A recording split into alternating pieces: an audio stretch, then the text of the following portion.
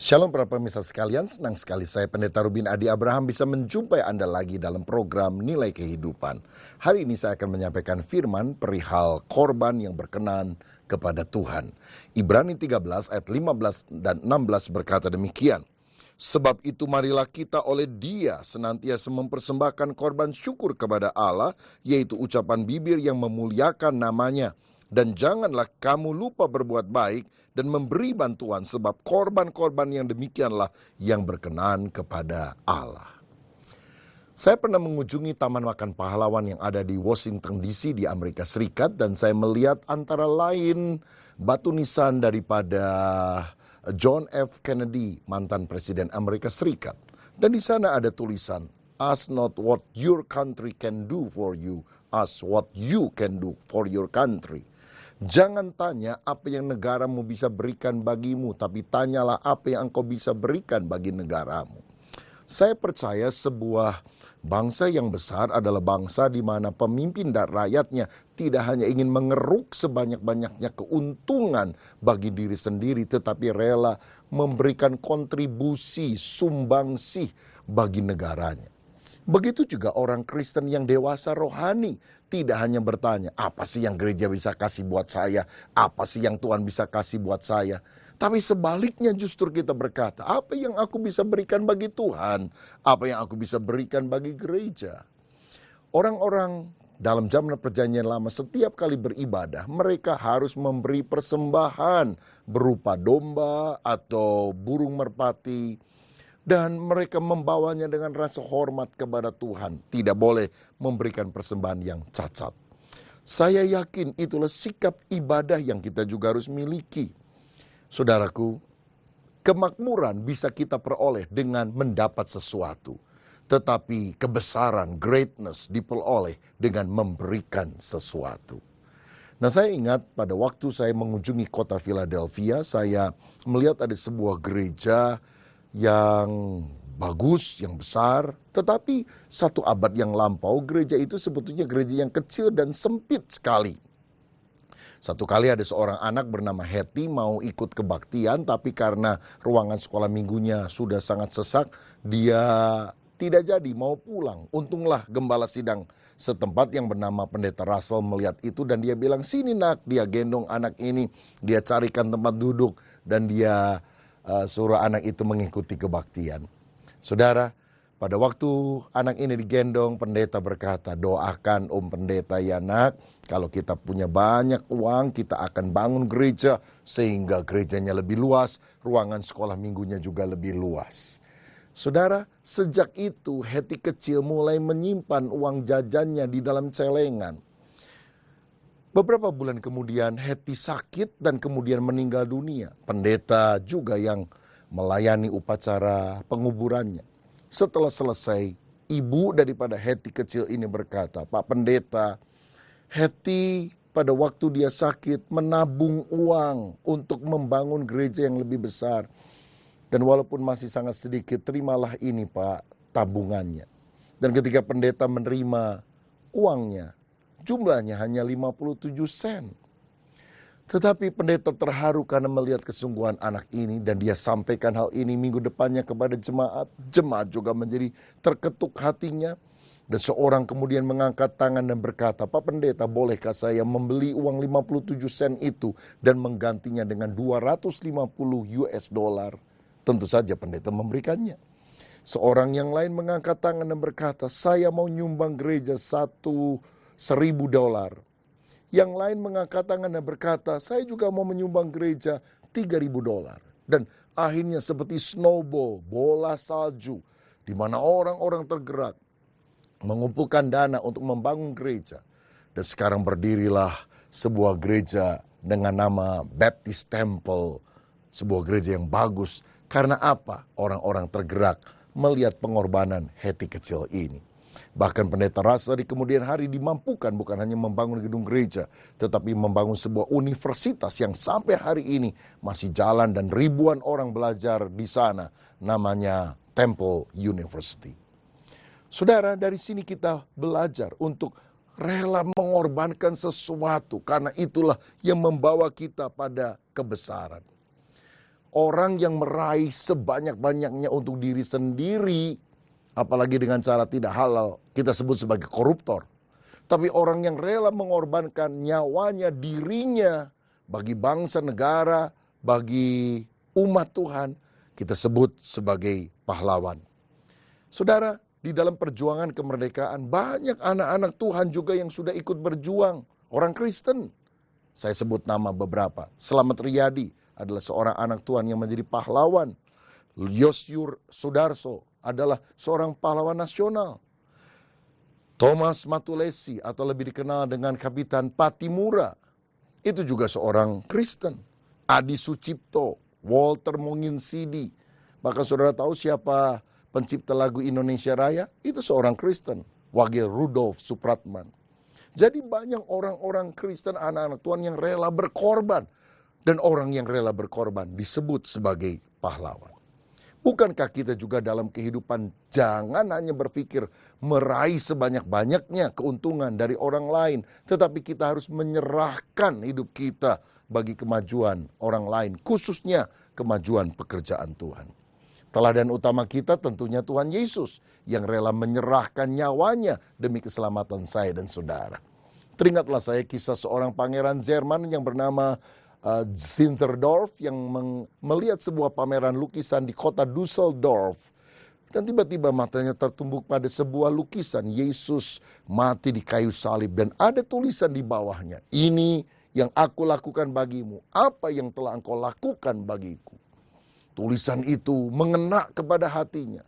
Dia bergumul dan beberapa bulan kemudian dia menyerahkan diri kepada Kristus. Dia tinggalkan istananya sebagai seorang bangsawan yang hebat. Dan dia menjadi seorang misionaris yang juga dia menggerakkan banyak orang-orang untuk memberitakan Injil bersama dengan dia. Sehingga Eropa bahkan India diinjili karena pelayanan daripada Zinzendorf ini. Saudara, Tuhan mau kita punya sikap hati yang berkorban bagi kerajaannya dan bagi banyak orang. Nah tetapi sebelum saudara pikir, oh saya juga mau berkorban dah buat Tuhan. Ada beberapa kebenaran yang kita harus pahami. Yang pertama, korban itu baru berkenan kalau dilakukan melalui Yesus Kristus. Ayat firman Tuhan tadi berkata, sebab itu marilah kita oleh Dia, oleh Kristus, senantiasa mempersembahkan korban syukur kepada Allah. Jangan saudara pikir setiap kali kita kasih persembahan, kasih uang, Tuhan pasti senang. Karena Dia bukan pengemis yang sangat butuh banget uang saudara. Tuhan pernah ngomong di dalam Yesaya 1 ayat yang ke-13. Jangan lagi membawa persembahanmu yang tidak sungguh, sebab baunya adalah kejijikan bagiku. Kalau kamu merayakan bulan baru dan Sabat atau mengadakan pertemuan-pertemuan, aku tidak tahan melihatnya karena perayaanmu itu penuh kejahatan. Orang mempersembahkan sesuatu sama Tuhan belum tentu diterima. Contohnya siapa? Kain dan Habel. Dua-duanya mempersembahkan korban bagi Tuhan. Tapi yang diterima persembahannya siapa? Habel. Karena hatinya lurus berkenan kepada Tuhan. Dan dia mengerti, saudara, bahwa korban yang berkenan meliputi penumpahan darah yang dilambangkan dalam domba yang disembelih. Beda dengan Kain. Kain hatinya tidak berkenan kepada Tuhan sehingga persembahannya juga ditolak. Dalam perjanjian baru ada sepasang suami istri yang kasih uang hasil penjualan tanah. Bukannya diberkati malah mati. Karena apa? Motivasinya tidak lurus. Cari nama untuk diri sendiri. Bukan mempermuliakan nama Tuhan. Sehingga persembahan itu baru diterima jika kita lakukan dengan iman kepada Kristus. Dengan hati yang berkenan kepadanya. Ibrani 10 ayat yang keempat dan ayat 10 berkata begini. Sebab tidak mungkin darah lembu jantan atau darah domba jantan menghapuskan dosa. Ayat 10. Dan karena kehendaknya inilah kita telah dikuduskan satu kali untuk selama-lamanya oleh persembahan tubuh Yesus Kristus. Hanya melalui korban Yesus Kristus persembahan kita diterima. Saudara, Alkitab mengajarkan kepada kita bahwa kita harus berbuat baik. Tapi perbuatan baik itu adalah sesuatu yang terjadi setelah kita lahir baru. Setelah kita beriman kepada Kristus. Dalam Titus 2 ayat yang ke-14, Alkitab berkata demikian, Kristus yang telah menyerahkan dirinya bagi kita untuk membebaskan kita dari segala kejahatan dan untuk menguduskan bagi dirinya suatu umat kepunyaannya sendiri yang rajin berbuat baik. Jadi kalau kita sudah dikuduskan oleh Kristus, maka kita harus rajin berbuat baik. Perbuatan baik bukan syarat untuk mencapai keselamatan, tetapi bukti iman, buah daripada keselamatan. Kalau kita sungguh sudah selamat, pasti kita berbuat baik. Karena perbuatan baik setelah kita percaya kepada Yesus baru berkenan di mata Tuhan. Saya ingat satu kali saya pernah bicara dengan seorang konglomerat yang cukup dikenal di Indonesia. Dan ketika saya mulai bicara tentang Yesus Kristus, untuk dia membuka hati percaya kepada Kristus, dia berkata, Pak, saya ini sudah banyak amal. Dan dia tunjukkan, saudara, bukti-bukti clipping koran dan sebagainya. Dia sudah membangun banyak hal-hal yang sifatnya sosial bagi Indonesia. Dan dia bilang, apa Tuhan tidak memperhitungkan jasa saya? Lalu saya bilang, wah luar biasa sekali apa yang Anda buat, hebat. Tapi saya mau katakan, untuk masuk surga caranya bukan dengan melakukan pelayanan sosial semacam ini, tapi percaya kepada Yesus yang telah mati di atas kayu salib supaya dosa kita diampuni. Dan kalau kita sudah percaya, kita melakukan perbuatan baik ini baru berkenan kepada Tuhan. Syukur pada akhir pembicaraan itu, dia mau membuka hati dan menerima Kristus sebagai Tuhan dan Juru Selamat, sehingga dia diselamatkan. Dan apa yang dia korbankan bagi Tuhan dan sesama, itu berkenan kepadanya. Nah pemirsa sekalian, setelah kita tahu bahwa korban yang berkenan kepada Allah adalah korban yang harus melalui iman kepada Kristus, maka bagian berikut kita akan mulai berpikir, apa wujud korban yang berkenan kepada Tuhan? Yang pertama itu adalah ucapan bibir. Dalam ayat firman Tuhan tadi dikatakan, sebab itu marilah kita oleh Dia senantiasa mempersembahkan korban syukur kepada Allah, yaitu ucapan bibir yang memuliakan namanya.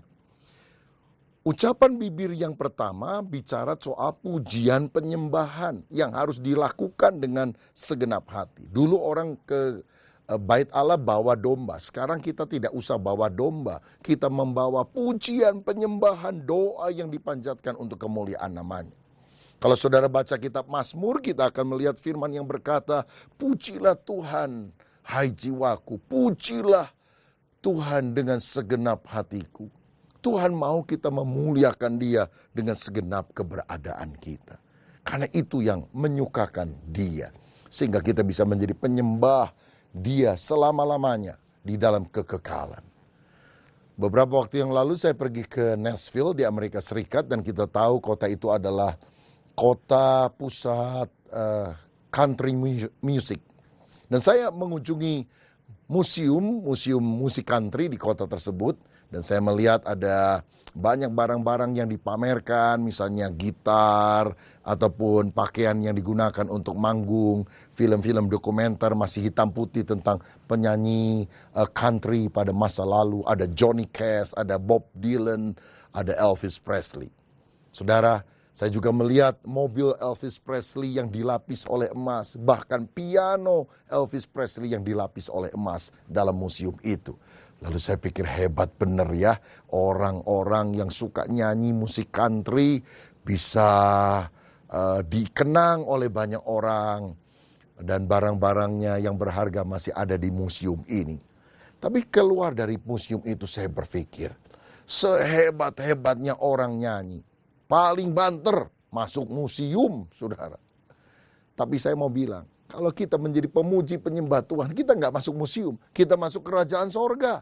Dan kita akan menjadi pemuji penyembah Dia di dalam roh dan kebenaran. Bukankah ini sesuatu yang luar biasa? Mulai memuji menyembah Tuhan dari sekarang.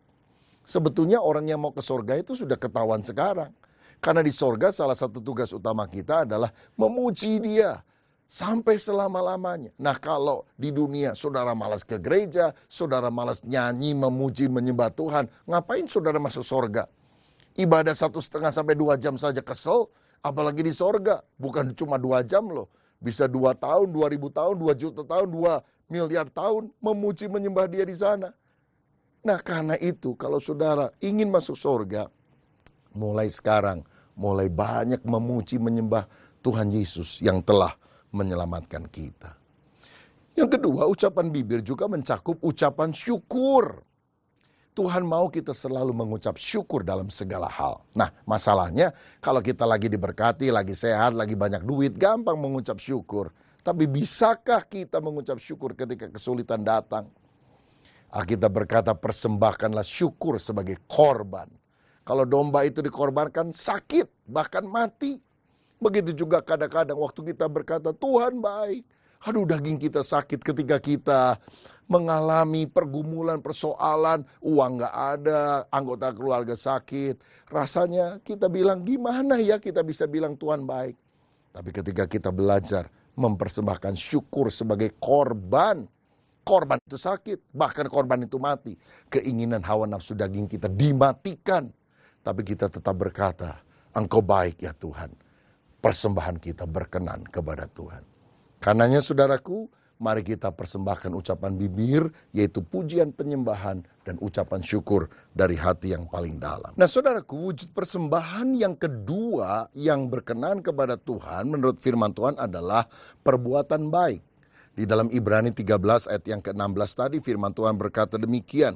Dan janganlah kamu lupa berbuat baik dan memberi bantuan, sebab korban-korban yang demikianlah yang berkenan kepada Allah. Jadi perbuatan baik kita harus lakukan. Apa wujud perbuatan baik? Yang pertama adalah bantuan kepada orang miskin. Yakobus 1 ayat 27 berkata demikian. Ibadah yang murni dan yang tak bercacat di hadapan Allah Bapa kita ialah mengunjungi yatim piatu dan janda-janda dalam kesusahan mereka dan menjaga supaya dirinya sendiri tidak dicemarkan oleh dunia. Jadi kita harus menolong orang-orang yang susah. Yatim piatu artinya tidak punya ayah, tidak punya ibu. Siapa yang harus merawat mereka? Kita orang yang percaya. Janda-janda miskin harus dibantu. Paulus bilang, bantulah yang betul-betul janda. Yang umurnya 60 tahun ke atas, sudah ditinggal mati oleh suaminya, dia hidup saleh dan tidak suka menggosipkan orang lain, mencampuri urusan orang lain. Dan memang dia tidak punya keluarga yang menyantuninya. Kalau masih ada keluarga, keluarganya yang harus bertanggung jawab. Kalau keluarga yang tidak mau, kita bilang orang yang tidak memeliharakan seisi keluarganya dia lebih buruk dari orang kafir. Kalau masih ada keluarga, keluarga yang harus pelihara. Kalau sudah tidak punya, maka keluarga rohani, anak-anak Tuhan yang lain yang harus mensupport baik yatim piatu maupun para janda. Dan saya percaya ketika kita melakukan dengan hati yang tulus, Tuhan memberkati secara luar biasa. Bukankah Yesus pernah berkata, apapun yang kamu lakukan kepada saudaraku yang paling hina ini, sesungguhnya engkau telah melakukan bagiku. Pemirsa, coba lihat. Mungkin kau punya anggota keluarga, family, kenalan yang hidupnya kurang beruntung dibandingkan dengan saudara. Berilah dia berkat. Ingatlah, tangan di atas selalu lebih bagus dari tangan di bawah. Lebih baik kita memberi daripada menerima. Karena pada waktu kita memberi, kita meneladani sifat daripada Bapa Surgawi yang murah hati dan suka memberikan yang terbaik. Dan yang berikutnya, wujud korban yang berkenan berupa perbuatan baik juga mencakup persembahan untuk pekerjaan Tuhan. Gereja Tuhan ada di mana-mana, banyak kali gereja itu juga kecil, miskin, dan membutuhkan bantuan. Atau kalau gereja sudah mulai berkembang, mereka juga membutuhkan dukungan untuk pelayanan misi, program gereja, dan hal-hal yang lain. Saya membaca dalam 2 Korintus 8 tentang jemaat Makedonia yang begitu miskin.